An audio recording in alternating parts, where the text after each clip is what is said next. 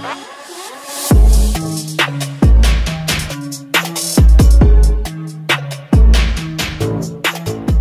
guys, gimana nih, lanjut nggak? Buat kalian yang baru dateng, tonton dulu ceritanya dari awal biar nggak gagal paham. Terima kasih juga untuk kalian yang selalu support kita, dan nggak pakai lama-lama lagi, kita lanjutkan ceritanya.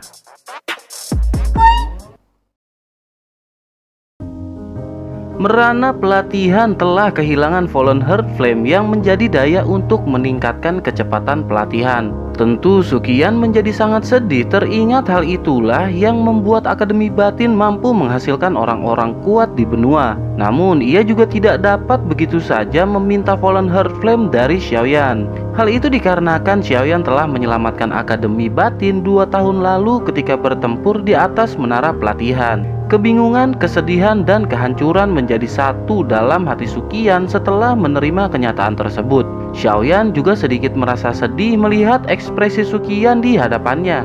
Xiaoyan juga tak mungkin memberikan Fallen Heart Flame kepada Suqian mengingat tujuan Xiaoyan ke akademi memang untuk mencari api surgawi. Suasana hening tercipta agak lama sebelum akhirnya Xiaoyan menanyakan apakah ada cara lain yang dapat mereka tempuh. Suqian termenung sejenak kemudian berkata jika sudah seperti ini tampaknya harus menggunakan Fallen Heart Flame buatan manusia. Xiaoyan terkejut tak menyangka jika api surgawi ternyata dapat dibuat oleh manusia. Xiaoyan pun segera menanyakan apa yang dimaksud dari tetua pertama. Suqian menjelaskan bahwa ketika kepala sekolah hendak pergi, ia meninggalkan wadah Fallen Heart Flame cadangan. Selama Fallen Heart Flame dituangkan beberapa bagian pada wadah tersebut, maka menara pelatihan masih dapat aktif. Walaupun begitu, efek dari Fallen Heart Flame akan sedikit lebih rendah dibanding dengan Fallen Heart Flame asli. Mendengar hal itu, Xiaoyan merasa sedikit lega karena menara pelatihan masih dapat digunakan. Selain itu, Xiaoyan juga telah menyempurnakan Fallen Heart Flame menjadi biji esensi api. Selama Doqi di dalam tubuhnya masih ada, maka ia dapat membuat banyak biji esensi api Fallen Heart Flame. Setelah itu, Suqian menjelaskan bahwa setelah mengisi Fallen Heart Flame, Xiaoyan harus secara berkala kembali ke akademi. Hal itu dikarenakan Fallen Heart Flame dalam wadah akan habis ketika waktunya tiba. Xiaoyan sedikit terkejut, kemudian menanyakan berapa lamakah ia harus kembali. Suqian juga tidak mengetahui secara pasti, namun jika Xiaoyan meninggalkan Fallen Heart Flame yang cukup banyak, mungkin akan bertahan untuk 1 hingga 2 tahun. Xiaoyan mengangguk dan sedikit lega setelah mendengar penjelasan dari Suqian. Setelah itu, Suqian pun berkata bahwa Xiaoyan benar-benar beruntung karena mendapatkan Fallen Heart Flame yang sangat diinginkan Han Feng. Selain itu, Akademi Batin telah menyimpannya selama berpuluh-puluh tahun hanya untuk diambil oleh Xiaoyan. Mendengar hal itu, Xiaoyan hanya tersenyum malu. Kemudian ia teringat sesuatu dan menanyakan apakah Han Feng masih berada di Black Corner Region. Xiaoyan mengepalkan tangan dan berkata bahwa ia akan pergi mencari Han Feng untuk menuntaskan hal yang tertunda. Tentu saja, setelah keluar menara, hal yang paling utama bagi Xiaoyan adalah menyelesaikan dendam Yao Lao yang sedang tertidur. Mendengar hal itu, Suqian berkata dengan kekuatan Xiaoyan sekarang, sepertinya hal itu takkan mungkin dilakukan sendirian. Suqian pun menjelaskan mengenai Han Feng yang telah membentuk aliansi hitam dengan jumlah pengikut yang banyak. Xiaoyan terkejut kemudian menanyakan apakah tetua pertama tidak ingin membalas atas perbuatan mereka. Tetua menjadi serius dan berkata tentu saja ia akan membalas dendam pada mereka yang terlibat. Hal ini mengenai harga diri Akademi Batin yang telah lama mereka pertahankan telah diobok-obok oleh Han Feng. Xiaoyan tersenyum sinis kemudian meminta Suqian untuk menyiapkan beberapa orang dan mereka akan berangkat 3 hari lagi. Tetua pertama pun menyetujuinya dengan semangat membara kemudian tertawa. Jelaslah tetua sangat senang karena ada kekuatan Xiaoyan yang bergabung dengannya. Dengan begitu mereka akan mampu memecah kebuntuan selama 2 tahun tanpa ada hasil. Di sela pembicaraan, Suqian menjadi serius mengingat permasalahan Xiaoyan dengan Dozong yang kuat. Ia mengatakan bahwa Xiaoyan harus menyelesaikan masalahnya terlebih dahulu. Suqian khawatir jika dalam perjalanan ke Black Corner, Xiaoyan tiba-tiba diserang oleh Medusa. Terlebih jika Medusa bergabung dengan aliansi hitam, maka pihak Suqian akan jelas mengalami kerugian. Xiaoyan dengan yakin segera membalas bahwa wanita tersebut pasti takkan bergabung dengan aliansi hitam. Setelah itu Xiaoyan berkata jika seperti itu permasalahannya, maka ia akan menyelesaikan masalahnya terlebih dahulu. Suqian lanjut bertanya apakah Xiaoyan memerlukan bantuannya. Xiaoyan tertawa kecil dan berkata untuk tidak perlu repot karena jika banyak orang justru akan membuat masalah tidak akan selesai. Saat Xiaoyan hendak pamit, ia ditahan oleh tetua pertama. Suqian bertanya bukankah kakak sepupu kedua Xiaoyan berada di Black Corner? Xiaoyan seketika terkejut dan menanyakan apa yang terjadi dengan Xiaoli kepada tetua pertama. Suqian pun berkata untuk saat ini ia baik-baik saja. Kemudian Suqian memberitahu semua informasi tentang Xiaoli.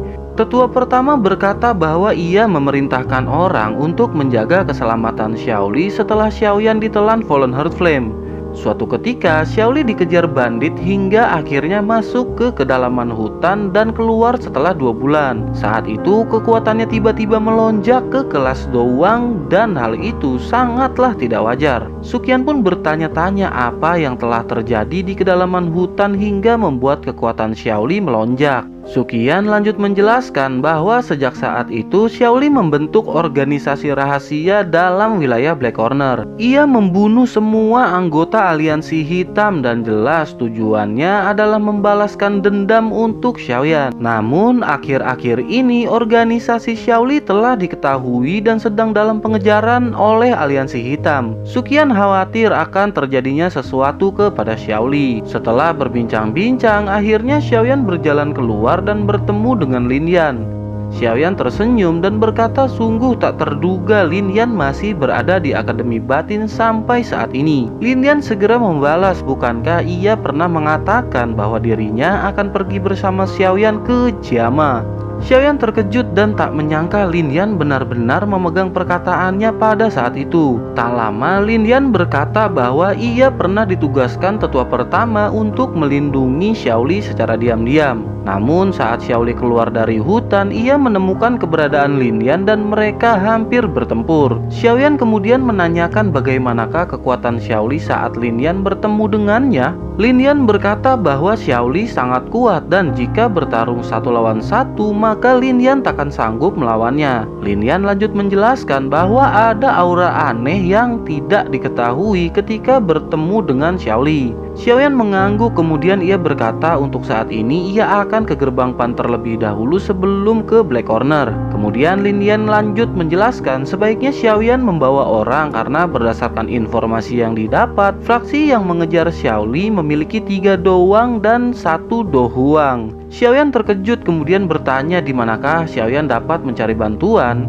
Lin Yan segera berkata apakah Xiaoyan telah melupakan gerbang Pan. Ia lanjut menjelaskan bahwa saat ini Hu Jia, Wu Hao dan beberapa orang di gerbang Pan telah berada di puncak tingkat Dowling. Selain itu masih ada Ziyan dan Lin Yan sendiri yang saat ini sedang bebas tugas. Dengan begitu jika mereka pergi bersama akan cukup untuk mengatasi hal tersebut. Xiaoyan terkejut mengingat gerbang Pan yang dulunya kecil sekarang telah memiliki beberapa orang di tingkat Dowling. Tak lama Lin Yan lanjut memberitahu bahwa di dalam faksi yang mengejar Xiaoli ada musuh besar dari Xiaoyan. Ketua Sekte Darah Fan Lao, ahli di tingkat Dohuang, memimpin pergerakan untuk mengejar Xiaoli. Xiaoyan sedikit terkejut kemudian tersenyum sinis mengingat Fan Lao yang telah berhasil kabur. Ia berkata bahwa hal itu akan sangat bagus karena dengan begitu Xiaoyan bisa sekaligus menyelesaikan urusannya dengan Fan Lao. Tak lama mereka pun pergi menuju ke gerbang Pan. Beralih ke gerbang Pan di mana puluhan orang telah berkumpul dan Wu Hao yang memberikan pengumuman. Ia berkata bahwa pemimpin gerbang Pan membutuhkan orang untuk pergi ke Black Corner. Wu Hao lanjut bertanya siapakah dari mereka yang ingin berpartisipasi dalam perjalanan tersebut. Seketika teriakan pecah memenuhi ruangan, merasa itu adalah kesempatan emas untuk berjuang bersama pemimpin mereka. Beralih ke Xiaoyan yang baru saja tiba di gerbang Pan dan disambut puluhan orang dengan dipimpin Wu Hao. 14 orang di puncak Dowling dan sisanya ahli Dowling siap untuk pergi ke Black Corner Region bersama Xiaoyan. Seketika Xiaoyan pun terharu melihat anggota gerbang Pan yang masih loyal kepada Xiaoyan. Tak lama Xian bertanya apakah ini cukup untuk pergi ke Black Corner. Xiaoyan pulih dari rasa haru dan berkata bahwa ini sudah cukup sambil mengelus kepala Xian. Xiaoyan masih tersenyum dan berkata setelah 2 tahun tak bertemu, Xian tampaknya masih belum bertambah dewasa. Xiaoyan lanjut berkata bahwa ia akan menyempurnakan body transformation field untuk Xian. Seketika Xian pun merasa senang setelah selama 2 tahun memakan bahan obat mentah. Akhirnya Xiaoyan telah kembali. Setelah itu Xiaoyan menatap semua orang yang berkumpul dan tak lama mereka pun segera pergi. Singkat cerita, mereka pun sampai di pintu akademi dan di sana sudah ada lebih dari 10 Griffin yang menunggu. Linian berkata bahwa itu sudah disiapkan oleh tetua yang mengetahui keberangkatan Xiaoyan. Seketika Xiaoyan tersenyum dan teringat Suqian yang memang membara untuk membalas dendam. Akhirnya mereka pun segera naik kemudian pergi, beralih ke Suqian yang berada di sebuah menara dan mengetahui Xiaoyan telah pergi ke Black Corner. Setelah itu Suqian memerintahkan seorang tetua untuk mengirim pesan kepada tetua lain. Ia meminta untuk semua tetua berkumpul 3 hari lagi dan bersiap untuk menghabisi semua orang di aliansi hitam. Setelah 1 malam perjalanan, mereka pun sampai di kawasan Black Corner Region. Dengan arahan dari Wu Hao, mereka pun sedikit lagi sampai di titik yang dituju. Semakin dekat dengan tujuan, Xiaoyan merasa semakin gelisah hingga akhirnya ia menatap ke arah Lin Yan, Wu Hao, dan yang lainnya. Xiaoyan berkata bahwa ia akan bergerak duluan sementara mereka dapat menyusul nanti. Mereka pun tak bisa menahan Xiaoyan, terlebih dengan kekuatannya saat ini dapat dipastikan Xiaoyan tak akan menemui masalah. Selain itu, Xiaoyan bukanlah orang yang baru berpetualang dan memiliki pengalaman yang sangat banyak. Seketika sayap hijau muncul di punggung Xiaoyan membuat mereka terkejut setelah melihat adanya perbedaan. Sayap hijau indah seperti terbuat dari zamrud dengan lembut mengepak dan Xiaoyan segera menghilang. Wu Hao berkata sepertinya mereka harus meningkatkan kecepatan karena jika tidak maka orang-orang yang mereka incar akan dihabisi Xiaoyan seorang diri. Mendengar hal itu, yang lain pun hanya tersenyum. Kemudian tak lama kecepatan pun segera ditingkatkan. Di sisi lain, pria berjubah hitam mendapat laporan bahwa sekitar 7 benteng milik mereka telah dihancurkan. Sepertinya aliansi hitam benar-benar telah mengetahui lokasi dari kelompok mereka. Laporan berlanjut dengan menjelaskan bahwa mereka yang mengejar berkisar antara 200 orang dengan kekuatan yang besar. Xiaoli menanyakan siapakah orang yang memimpin pergerakan mereka. Belum diketahui siapakah yang memimpin, namun diantaranya ada yang berasal dari Sekte Darah. Seketika Xiaoli terbayang Fan Lao dan amarahnya pun semakin meningkat. Xiaoli berkata bahwa ia sudah tidak memiliki banyak waktu dan akan bertempur habis-habisan dengan mempertaruhkan nyawanya. Akhirnya dengan instruksi Xiaoli mereka pun segera menyebar ke dalam hutan. Tak lama teriakan kesakitan dengan pasukan Xiaoli yang membantai semua orang yang mereka temui. Karena banyaknya jumlah musuh, akhirnya pertarungan menjadi sengit dan intens bertahan dengan lama. Xiaoli yang berada di luar hutan mendapat informasi bahwa lebih dari setengah pasukannya telah mati terbunuh. Namun korban dari pihak lawan yang terbunuh 2 kali lipat lebih banyak daripada mereka. Kali ini mereka yang datang menghadang merupakan elit dari faksi besar dengan 3 doang dan 1 dohuang. Menurut perkiraan mereka akan sampai ke benteng sekitar 10 menit lagi. Xiaoli pun mengangguk dan berkata kepada mereka untuk bersiap bertempur sampai mati ketika mereka tiba. 5 menit setelah semuanya menyebar, pergerakan pun muncul mendekat ke benteng hingga tak lama suara seorang laki-laki pun terdengar. Ia berkata, bukankah itu adalah pemimpin dari organisasi yang tidak memiliki nama kan? Xiaoli segera menatap ke arah langit dan terkejut, ternyata itu adalah ketua Sekte Darah yakni Fan Lao dengan 3 orang di belakangnya. Tanpa basa-basi, Xiaoli langsung mengeluarkan tombaknya dengan gemuruh dari doki petir yang sangat kuat. Melihat hal itu, Fan Lao memerintahkan yang lain untuk segera membunuh pria berjubah hitam tersebut.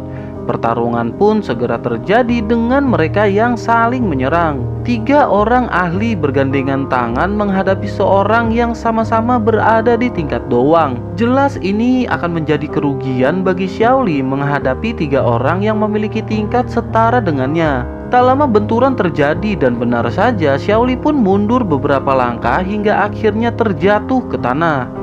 Xiaoli pun segera berdiri dan saat hendak menyerang, Fan Lao sudah berada tepat di depannya. Telapak berdarah saling beradu dengan tinju Xiaoli hingga akhirnya seteguk darah keluar dari mulutnya. Tanpa adanya jeda, Fan Lao langsung melempar tombak darah ke arah Xiaoli yang seketika terkejut. Perbedaan kekuatan yang sangat jauh membuat Xiaoli pasrah dan memejamkan mata hingga akhirnya dinding api hijau berdiri tegak di depan Xiaoli.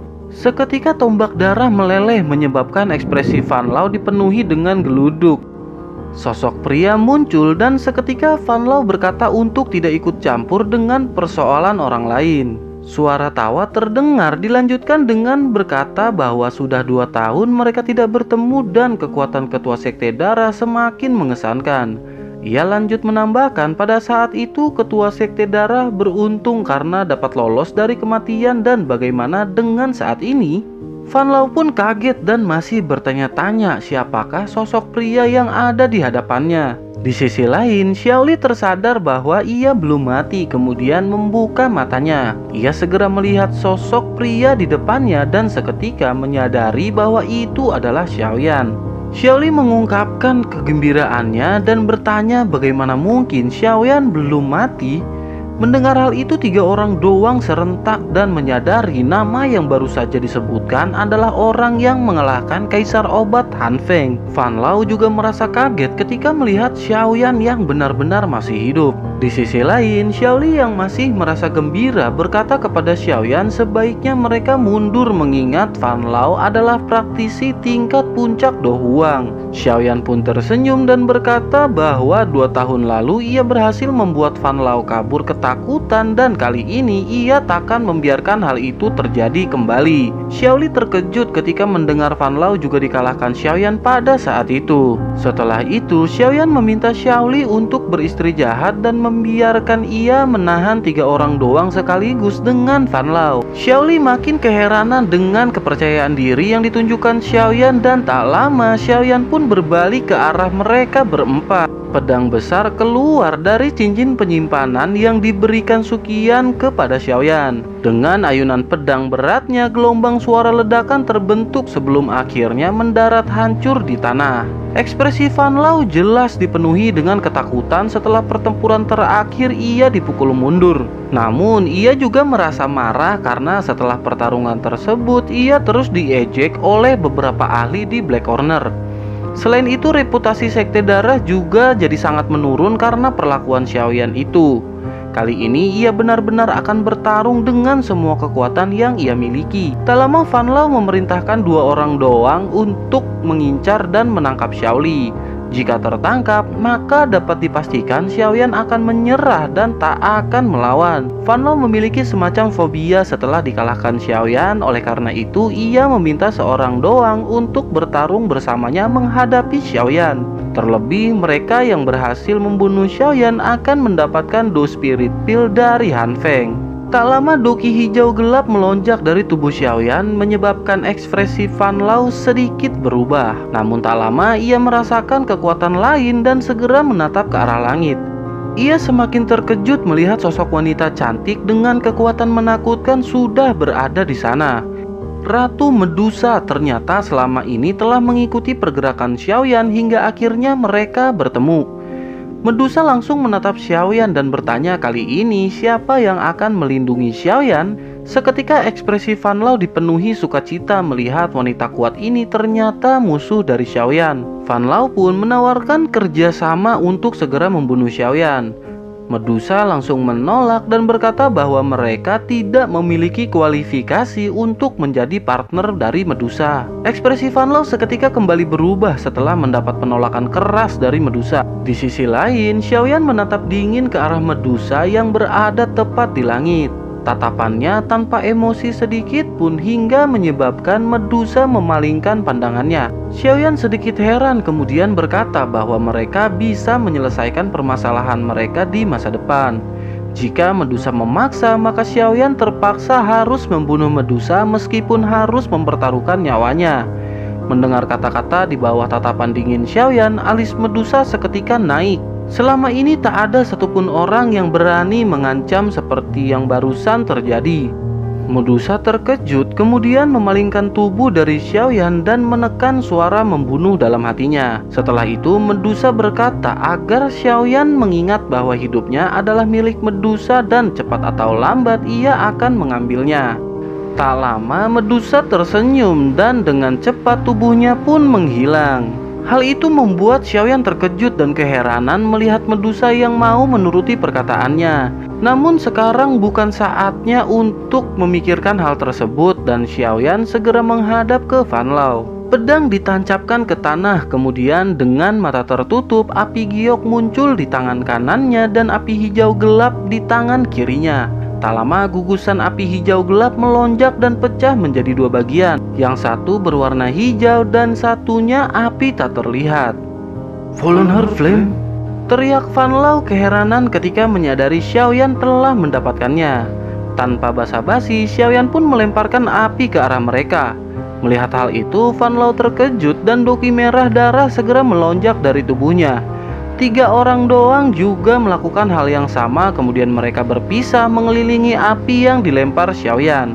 Mereka pun secara bersamaan segera menyerang api surgawi yang dilemparkan Xiaoyan. Ledakan terjadi mengakibatkan Xiaoli sedikit mundur karena tekanan yang besar. Tak lama 4 orang bergegas mengarah ke Xiaoyan dengan secepat kilat. Melihat hal itu, api di tangan kiri Xiaoyan mengeluarkan getaran yang mengakibatkan mereka berhenti seketika. Fan Lao dan yang lainnya segera mengalirkan doki untuk menekan Heart Flame yang muncul di tubuh mereka. Taktik yang Xiaoyan gunakan dari Fallen Heart Flame adalah untuk memanipulasi Heart Flame atau api jantung dalam tubuh seseorang. Jika tekanannya ringan maka akan meningkatkan doki, namun jika tekanannya liar maka akan membakar jantung dari dalam. Walaupun tidak dapat membakar doang, setidaknya dapat mengakibatkan kerusakan yang lumayan. Tak lama setelah itu, Xiaoyan menghilang bersamaan dengan pedang beratnya dan sudah berada tepat di depan seorang doang. Hantaman keras pedang meniban kepala dan membuat ia terpental dengan darah yang berhamburan. Lama Fan Lao dan 2 orang doang berhasil menekan Heart Flame dan terbebas.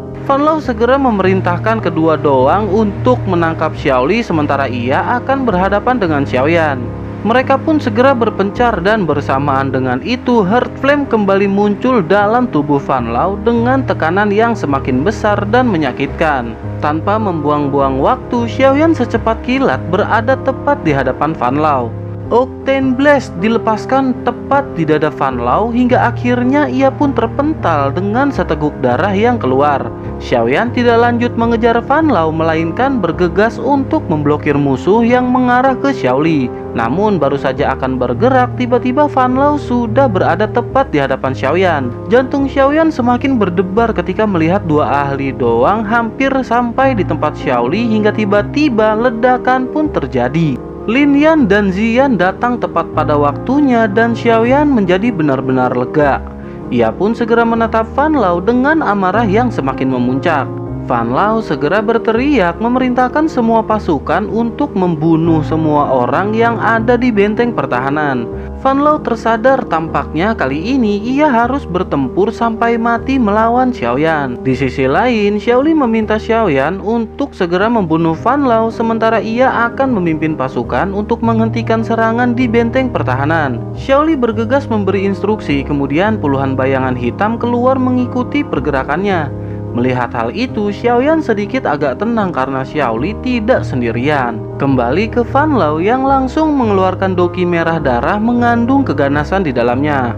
Lautan darah yang sangat besar terbentuk setelah doki meluap keluar. Xiaoyan tersenyum sinis karena selama 2 tahun Fan Lao masih menggunakan teknik yang sama. Ia pun segera menekan kedua api di tangannya hingga mereka benar-benar bergabung berubah menjadi api hijau gelap. Xiaoyan melemparkan api yang seketika membesar dan menyebar ke segala arah mengakibatkan lautan darah mulai menipis. Fan Lao yang tak berdaya melemparkan tombak darah ke arah Xiaoyan yang hanya tersenyum. Dengan jentikan jarinya, api hijau gelap segera keluar dan menghantam tombak hingga hancur. Seketika api hijau gelap melapisi tubuh Xiaoyan, kemudian ia melesat ke tanah dan dengan keras Xiaoyan pun lanjut masuk ke lautan darah dengan Fan Lao di dalamnya. Tak lama lautan darah bergejolak dan hancur menghilang di bawah tekanan api hijau gelap. Tubuh dua orang terungkap setelah api menguapkan cairan darah. Nafas Xiaoyan sedikit tak beraturan, sementara Fan Lao terlihat menyedihkan dengan baju yang hancur dan meneteskan banyak darah. Fan Lao masih belum menyerah, kemudian tangannya seperti membuat segel dan seketika seteguk darah keluar, kemudian Fan Lao menghilang dari posisinya. Xiaoyan tersenyum dan menghela nafas, kemudian berkata bahwa Fan Lao masih saja menggunakan teknik yang sama. Sekitar 100 meter di dekat benteng, fluktuasi energi muncul dengan Fan Lao yang sudah berada di sana. Dengan wajah yang sangat pucat, Fan Lao berteriak bahwa ia akan segera kembali untuk menghabisi Xiaoyan.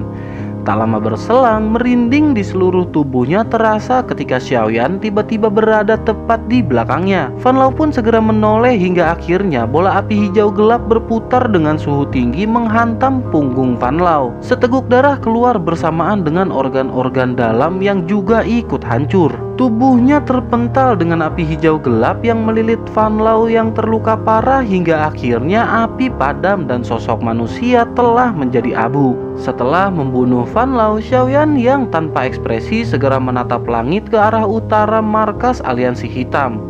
Ia bertekad dalam hatinya untuk segera membunuh Han Feng demi membalas dendam gurunya yang telah tertidur.